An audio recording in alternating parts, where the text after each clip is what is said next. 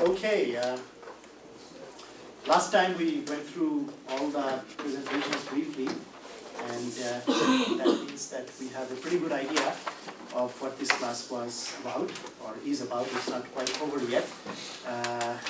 But let me see if there are some pressing questions, something very urgent before I get started today. Anything that is not clear? Okay. First, about this alternatives to economic globalization, I want to discuss it in light of some of the methodological issues that we have been discussing throughout. First of all, if you look at the epistemological basis of what is being done here, what kind of epistemology do you think these authors, this collective of many people, have?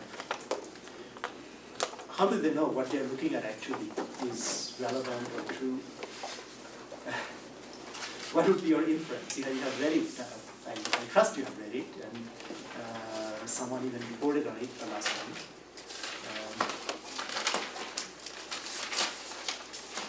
Is it simply looking at what you have out there, or is it a willingness to probe more in depth beneath what you find? Because what you find quite often will be a lot of rhetoric. And IMF, if you ask the IMF will tell you that all things are really quite okay. Right? In fact, IMF's claim would be that everything it does hits the target, right? Or should after a while. So how do you actually counter such a claim? What must be implicit in the epistemology of a book like this, which is called Alternatives to Economic Globalization? I mean, you know, I almost read it all, but you know, I did not notice any explicit epistemological claims. It's all about ontological claims. Right, but there must be. But anyway, you can infer that they advocate the possibility of achieving truth, right, in social phenomena. So in a sense, we have to say that there is an implicit realism, Yeah. or we might even say scientific realism, though they do not make it explicit. And one advantage that we have after thinking through these things for a while is that we should be able to spot whether this has a realistic approach to the world, to the issue of truth, or it is something else. They are not really skeptical about the world. They are skeptical about the IMF and the World Bank and WTO and their claims. But if they are skeptical about everything, then they have to be skeptical logically about their own skepticism. And that they are not. Right? Clearly, when you read through it, they are actually quite confident that their alternatives are sensible, they are reasonable choices, and in fact they make the claim that they are choices that people can and ought to make, right? All the way from global governance to individual shopping choices. Right? In that sense, the presentation seems fairly comprehensive, don't you think? Could you do better, or you might be able to add some things to some of the lists, but they really try to cover just about everything in terms of topic and topicality. I thought about it, and I couldn't really add another topic to what they have done. And in that sense, I think being committed, even if it is implicit, to a kind of scientific realism actually can be very helpful. But by the same token, of course, what they say should be subject to scientific challenge. And much of the controversy, for example, about environment, global warming, climate change, in the past really had been about some of the scientific findings, but after the most recent report, it is quite clear that those who had thought that the claims were exaggerated, in all likelihood, were exaggerating their own reluctance to do anything about it. Okay, so that's one issue, and then you mentioned something about their ontological claims, which is also true. They make a number of ontological claims that this is the way the world is, this is not the way the world is, as some organizations claim. What is their view of the world? I mean, what do they claim the world to be? The world that we live in. The world that we live in is a tiresome world, I can see on your faces. But just try to recall, what exactly is their point of view? You know, we have been exposed to many different points of view, but what are they suggesting that we look at the world as?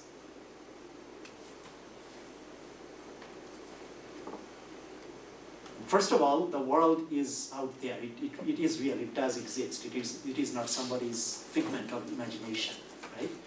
In that sense, they are ontologically realist. Secondly, the world is something that is amenable to scientific study from different perspectives. So in that sense, they are not saying that there is just one perspective that you have to adopt, because obviously there are different disciplines involved. Economics is just one discipline. There is political science, there is sociology, there is anthropology, and beyond those things, there are the physical sciences and environmental sciences, food science, if you when you are talking about global hunger. So we have a whole array of approaches, but what unifies those approaches in their view is that you try to approximate as close to the truth as possible in each and every case. And therefore, if you take one specific example, say the economic example, the puzzle there seems to be the following: that we have something called markets, we have something called the state, we have something called the civil society, and yet interactions among them are quite often elided, they are quite often ignored, and we talk about just one particular set of institutions, namely markets. Now in this course, I showed how stringent the conditions, theoretical conditions have to be for markets to actually work in such a way that they are stable and they produce the greatest benefit for everybody without harming somebody. They require too many conditions, and these conditions are inevitably violated in real life. Which is not to say that we should abolish markets. That is not possible and not desirable. The question to ask would be what kind of markets, what kind of interaction between the state and the market, for example, what kind of interaction between the civil society and the market, etc., etc. So once we have taken this kind of ontological approach, you begin to see we actually have a number of ways to raise questions that we couldn't raise before, or we thought we needn't have raised before. I noticed that the main thing here is about corporation and the way corporations so far in globalization, to some extent they have the power, political power, economic power, to some kind governing the world. This line of analysis of reasoning, although it's ontologically clear, but it gives the impression that the capitalist state as such is not part of this analysis, is not part of the alternative system that they are talking about, which takes us to the discussion in Empire of Capital, in which he insists or emphasizes this connection between capital, and which is corporations, and the state. And in this case, even if you are going to talk on the activist level of it, because it's very much here it sounds like active thing. Yeah, they have an agenda. They have an agenda. Then how are you going to carry out this agenda while you are keeping the state out of it? As if, like for example, in Jordan, when people go out to the streets and protest the government and they say, "Long live the king." So it would be something like the same. The state is not under scrutiny or criticism, but the corporation is in the whole book. Of course, in Jordan, people do know that there are issues with the state, but they have to say, "Long live the king." Yeah. So people are not probably as stupid as the king thinks they are. He Yeah. probably doesn't think they're that stupid. That's why he has his police force also, and his army, and his prisons. Now let me see, actually, this is a very important point with respect to this book, and perhaps more generally. Do others understand this, and do you agree? Do you feel that it's an omission on the part of the authors of this book? What is an omission? I'm not sure that I'm following. The role of the state. Because they basically are saying, it's simplifying a bit, but not too much. If you say that they are saying that the multinational corporations or the big domestic corporations, if they're not multinational, are really distorting economic life and economic priorities. And they actually mount quite a strong case. It's not, I think, watertight, but on the whole, in the areas where they discuss things, like the privatization of commons by big corporations, especially water, they seem to make quite good points. But what about the state? Well, they propose the dismantling of these global governing institutions and their replacement by different institutions. Bretton Woods institutions, the World Bank. Exactly. So dismantling those, and then they have very specific suggestions on the new type of global institutions that would be necessary. So to the extent that that's state, then they're not ignoring state. But their emphasis certainly is on the civil. But those are global organizations rather than nation states. But I think implicit in this critique, there must be a view of the state which fails to regulate corporations, which fails to negotiate the right kind of international arrangements, which favors either by negligence or sometimes by being more knowingly and strongly committed to ways of helping the big corporations. So this type of state is there in the background, one has to assume, but it is never brought out in the front and center and analyzed as such. So that. Actually, they mentioned something in page 276. They talk about the United States as an example and the regulation that the United States took, which facilitate corporation operations and to some extent protecting them. But as you put it, it's not one of the main premises, this relationship, this link between the state and corporation. This is my point. Right. Well, that I think we can agree with. But the global governance part is quite salient, and one reason why I started with this book is to motivate our discussion of global financial architecture, and then I want to discuss Mundell-Fleming model, which is a bit more technical. But in terms of the global financial architecture, I think we can also motivate it by what has happened most recently, the financial crisis in the US and in the world. And when people think about it, most of the time they're thinking of the so-called subprime crisis, and they're thinking of the housing debacle, which of course is true enough. But that one would say, if one takes this ontologically scientific realist approach and applies the right kind of economic theory to the situation, one would have to say that that really is a triggering event. It's not the deeper cause of the financial crisis. And the deeper cause of financial crisis, if we search for it, will be found by going back actually several decades in the deregulation of the economy in general, but the financial sector in particular, which accelerated in the 1990s, but also more deeply the kind of neoliberal reforms that started with the election of Thatcher and Reagan in the West, and of course there was and is a set of neoliberal policies that were pushed by the IMF and later the World Bank and now the WTO on the developing countries. But we can ignore that for the moment and focus on the developed countries.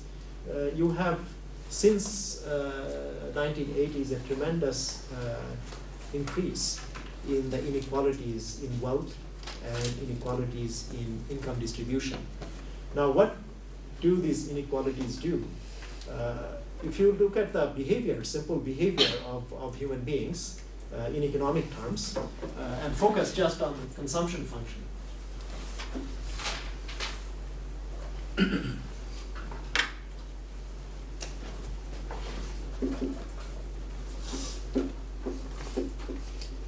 So consumption is a function of income and perhaps the rate of interest, right? Or you could have more of a flow stock. This is a flow description.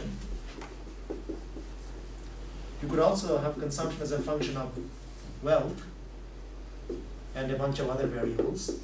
So that would be a stock flow description.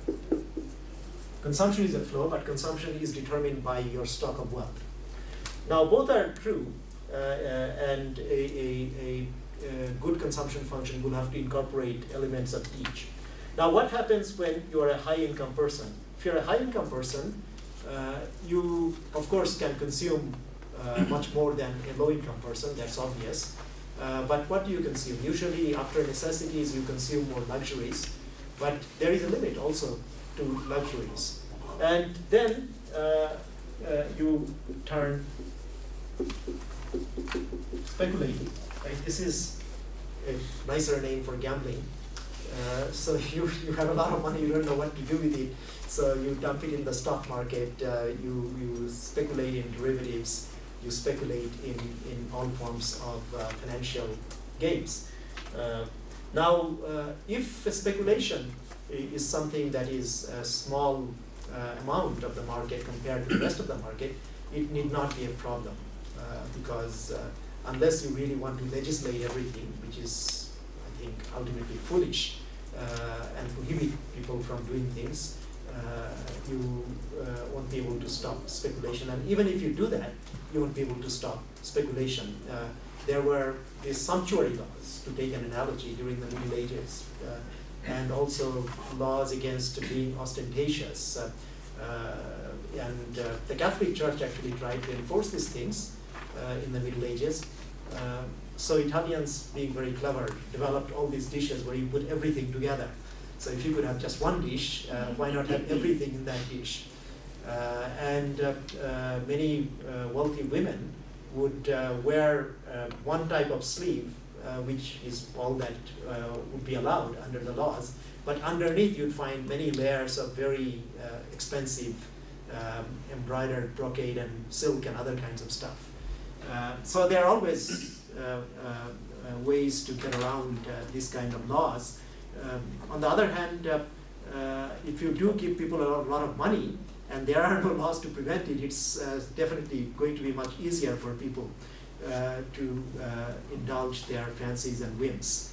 So one of the problems of tremendous wealth and income inequality is that instead of consumption going to those real sectors where the economy might be able to grow and thrive, you actually have consumption of speculative activities, you should say. They are not really, well, they are products in the lingo of the financial world, but they are not real tangible products in the sense that it's defined in the real part of the economy.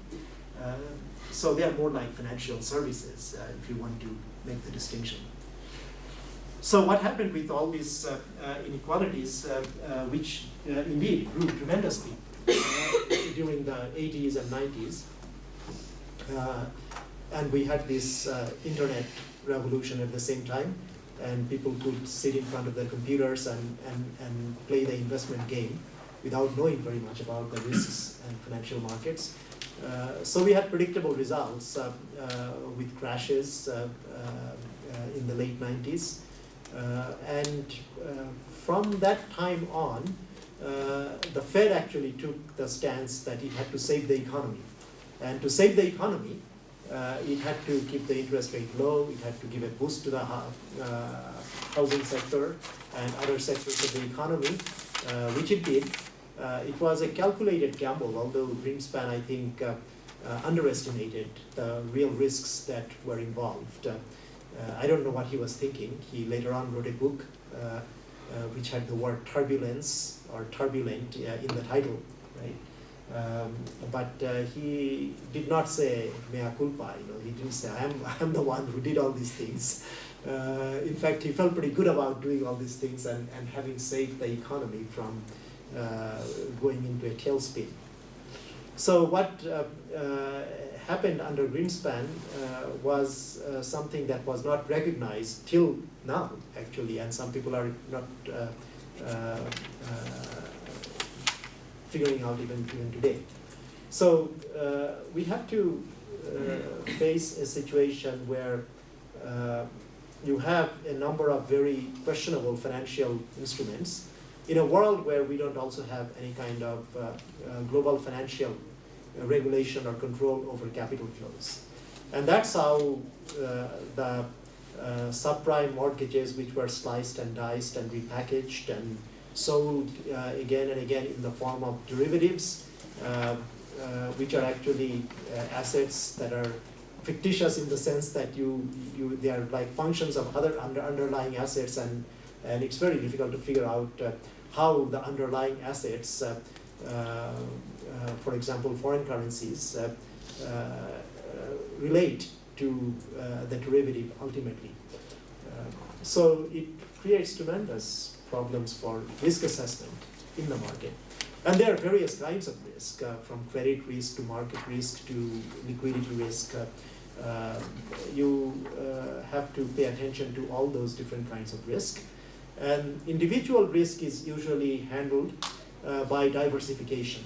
So you can diversify, you can hold many different kinds of assets if you have the wealth to actually buy many different kinds of assets for your portfolio.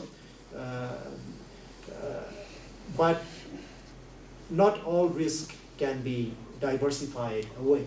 This is a fundamental law of finance. People who are in corporate finance know that what you cannot diversify away is precisely the systemic risk. That is the risk that everybody faces, regardless of what business you're in, because this is a risk that the system as a whole presents. Now, what happens with progressive deregulation, income inequality, and the imbalances that you have in the global economy, because we no longer have the guidance that Bretton Woods system provided only for a brief period of time, we face a situation where the systemic risk has to increase. And the increase in systemic risk leads to a situation where we then are forced to think about how to fix the system once again. And that leads us to the question of international financial architecture or global financial architecture. So global financial architecture, which is a high-sounding name for something which is also quite complex, but can be expressed perhaps simply as a way to make the world of finance, global finance, safe for everybody. Okay? So that is the purpose, but how do you really make global finance safe for everybody? Well, let's go back to something that existed before we had First World War, Second World War, the Bretton Woods, and all these things. Let's go back to the 19th century. In the 19th century, we had something called the gold standard. Gold standard was the global financial architecture, probably the first global financial architecture that existed. How did that work? Well, that worked by transferring gold or gold points. There were actually many different, quite subtle rules for settling accounts. But fundamental rule was the same. If you were in deficit, then you had to ultimately transfer gold, which is also called in economics technically high-powered money. Right? What can be more high-powered than gold? So this transfer of money led to a kind of mechanism, according to the people who built this system, that would automatically restore balances. So the key idea is to restore the external balance of payments. So to just make this a little clearer, our balance of payments, here this. Balance of payment is when it is in balance, both are in balance, has two parts, current account and capital account.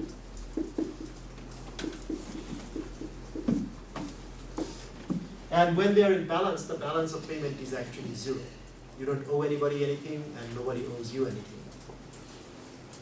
Now, usually you are running some surplus or deficit. Now, if you have free capital flows, you hope that capital account will balance the current account, and that is what has been happening for the US deficits, but it doesn't happen for deficits of every country.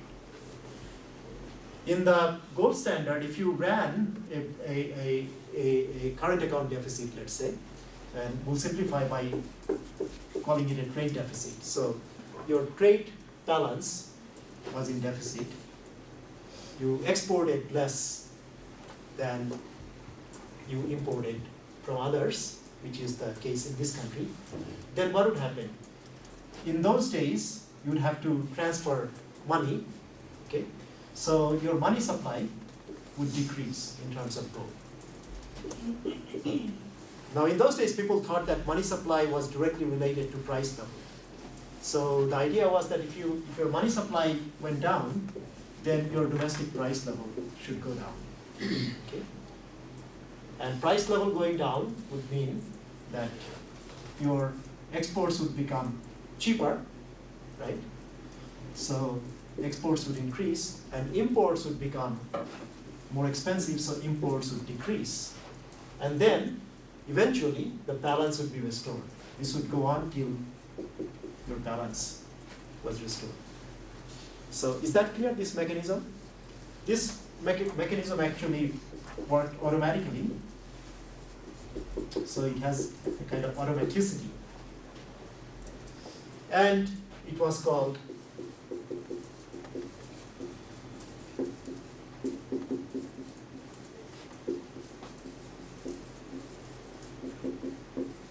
price PC flow mechanism. Price is clear, specie here means gold or silver. Okay. So you didn't have to worry. Basically, things would be transferred from one country to another, and goods would be, production would be adjusted according to price signals. Okay. So what was wrong with it? You have read the history of the 19th century, or maybe you haven't, because Zinn has the history of the 19th century, but I didn't ask you to read it. But some of you may know. What really is the problem with this? Lack of liquidity. Lack of liquidity, because when money supply decreases, you lack liquidity. So some firms may indeed go bankrupt. And throughout 19th century, actually, there were huge bankruptcies and prolonged depressions from 1873 onwards till 1890s. For example, there was a big depression, especially in this country, and that's when you had the demand for cheap money, silver as the standard rather than gold from the farmer, especially in the Midwest and the West. So in the 19th century, the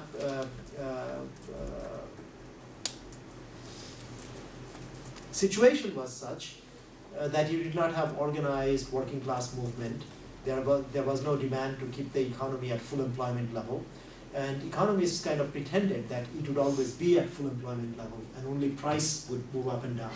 But in reality, this was far from being true. Although there was competition, firms and farms were much smaller than they are today. So prices were much more flexible. Prices would move down when you ran deficit, but you would also have unemployment, and sometimes huge and persistent unemployment. And of course, small businesses would go bankrupt. Banks would go bankrupt. Many banks in the 19th century went bankrupt. And farms would be foreclosed. So many lives would be destroyed in this way through the slow and merciless, and sometimes not so slow, but always merciless working of the free market in the 19th century. And that's why after the war, when they tried to restore this system, it no longer could function. Not that it was functioning so well before, but during the interwar period, labor was much better organized and it resisted. Churchill was the Chancellor of Exchequer, which would be equivalent to Secretary of Treasury here. And he wanted very much to restore the gold standard in the 1920s, but in 1926 there was a huge general strike in Britain. And Keynes analyzed this afterwards, and Keynes became increasingly skeptical about the viability of the gold standard. But people could not forget that gold standard did one thing. It actually adjusted your economy so that you wouldn't have to worry about your external balance. Balancing your trade and balancing your payments with the rest of the world. So after the war, when people met in Bretton Woods to restore the system, they did not want the same kind of system as before. So they allowed for capital controls, that capital would not be able to flow, and exchange rates would be fixed, and set up IMF so that IMF could actually help with balance of payments disequilibrium, because balance of payments may not be automatically in equilibrium without flow of capital and without transfer of gold. The system was no longer based on gold, but instead of having an international currency of settlement, which was Keynes's proposal, we ended up with what effectively was an international dollar standard. And this dollar standard meant that the US government had to guarantee that dollar would exchange for a certain parity with gold, $35 an ounce, and for a long time that was the price of gold. US Treasury was, by international agreement, committed to buying gold or selling gold at $35 an ounce. Seems very cheap, nowadays. But capital controls did not quite work the way they were supposed to. Capital was being leaked, and there was a significant part of the financial capital in the US especially, which never really agreed to this. They went along with it because politically it was impossible to say no at that time. But increasingly, starting with the mid-60s, they started seeing that there was money to be made if deregulation could be effective. And when US went off this Bretton Woods system, first in 1971 and finally in 1973, when things really didn't work, the patchwork system that was instituted, it was called the Smithsonian Agreement. When that broke down in 1973, basically we ended up with a world of floating exchange rates and capital flows. And that period has been very volatile, and this volatility continues. So now with this financial crisis, there will be more discussion about how to fix the system. But I want to finish my talk today by discussing something theoretical. This is the so-called Mundell-Fleming model.